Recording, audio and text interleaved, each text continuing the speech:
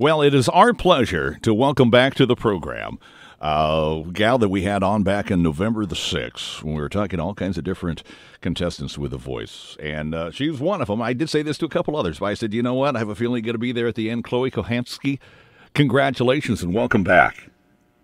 Thank you so much. Thanks for having me again. Has it become a reality for you yet that you actually won this whole thing? No, of course not. I'm still on cloud nine. I mean, it's just insane. I cannot believe that I have won. I mean, I just actually cannot believe it.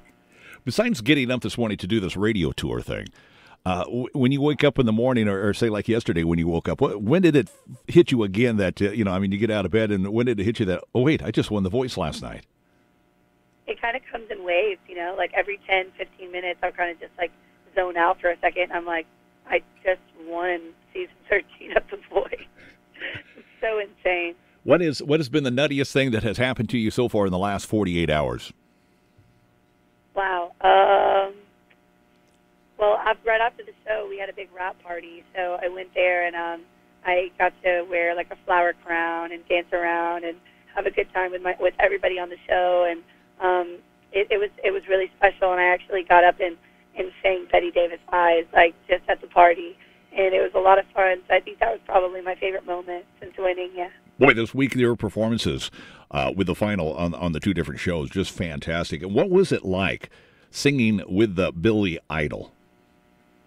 Oh my gosh, that was insane. Like, it's impossible to even look cool sitting next to Billy Idol because he is the coolest man ever. So I felt just like a true rock star next to him. It was the best experience, and we actually pre-recorded that a couple of days before the finale. And I remember, like, after singing with him, I was like, wow, like, I already won. Like, I don't even have to do anything else. I don't have to win the show or move forward. Like, I just feel like a winner just from singing with him. I've got to say, when I watch you perform with him, I mean, he's fantastic and he's awesome. But what I've got to say when I'm watching that with you on The Voice is that you weren't just there, and he was the focus. I mean, you were like on an equal platform with him. Wow. Thank you so much. Yeah, really. Wow. Really, you really did well. So let me ask you this. So you got done, you guys had a big rap party and, getting a little crazy and stuff. Is there anybody that has sat down with you and said, okay, now that you've won, here's a few things that you can and can't do, or here's somebody that's going to kind of coach you to just make sure that maybe you kind of stay within some standards and stuff that the whole program wants you to do. Has that happened at all? Any coaching?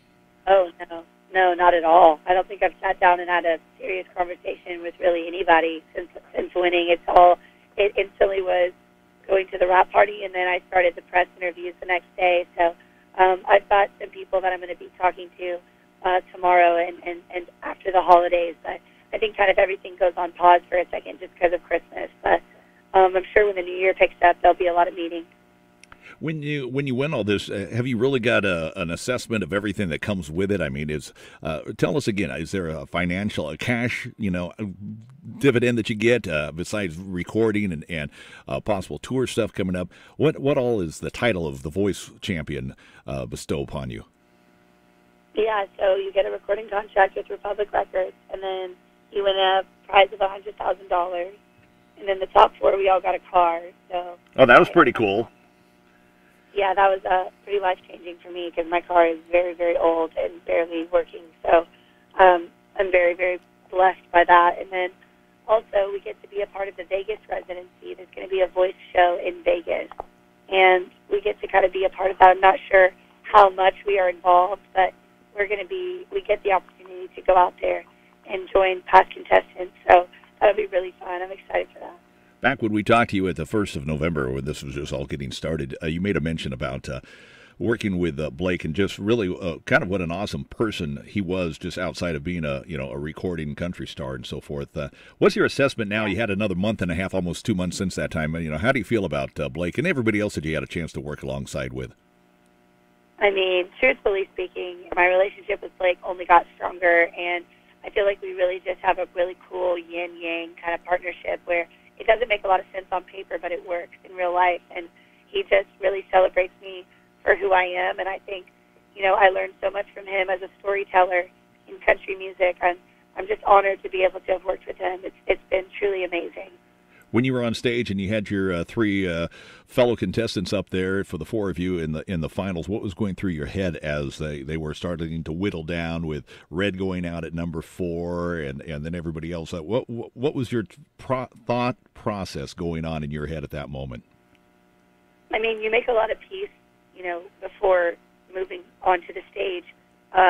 Just telling yourself, like, okay, it's okay if you don't win. There's only one winner. So you kind of make peace with it. I think I was less prepared to actually win because I was thinking to myself, like, look at this amazing talent standing next to me. Like, no matter what happens, I'm just honored to have made it this far. And then I actually, name after name, I was still there, and I was like, wow, like, this is actually, is this real? Like, is this actually going to happen? And it did, and I'm just blown away. I'm truly just blown away. So, Chloe, if you hadn't won, who did you think in your mind was going to take the title home? Oh, I have no idea. I feel like it was a pretty fair game between all of us. I mean, if you look at the iTunes charts, we were neck and neck all Monday night, and even Tuesday morning. So I really don't know if I could even make a call on that. I feel like we all just kind of were really just so close, Well, let me ask you this. Let's step away from the voice. Like you said, we've all got a couple of weeks of celebrating different holidays, Christmas and New Year's coming up. And what's in your life for the next 2 weeks? Are you going to celebrate any of these holidays? And if so, how are you going to do that? Yeah, I mean, I'm so excited to go back home for the holidays and be with my family, eat a lot of food, and just kind of unplug for a few days. I think that's super important after going through a process like this, I've been out going back and forth between Nashville and California and being on the show for a little under a year. So it's been a minute, and I'm ready to just kind of be around my family, just unplug. It's going to be really nice. Chloe, it was a pleasure to talk to you when we first did, and it's a pleasure to have you back on the program now. And I look forward to some point, maybe you're going to be headlining a concert someplace, and we'll have a chance to meet in person that way. Good luck on the very bright future. You've got a lot of talent, and I'm excited to be able to say that we had a chance for these conversations. And have a Merry Christmas, Happy New Year, and every other holiday you may be celebrating. All right? Well, thank you so much, and Merry Christmas to you too. Thank you so much. Thank you, Chloe. Merry Christmas, and bye-bye.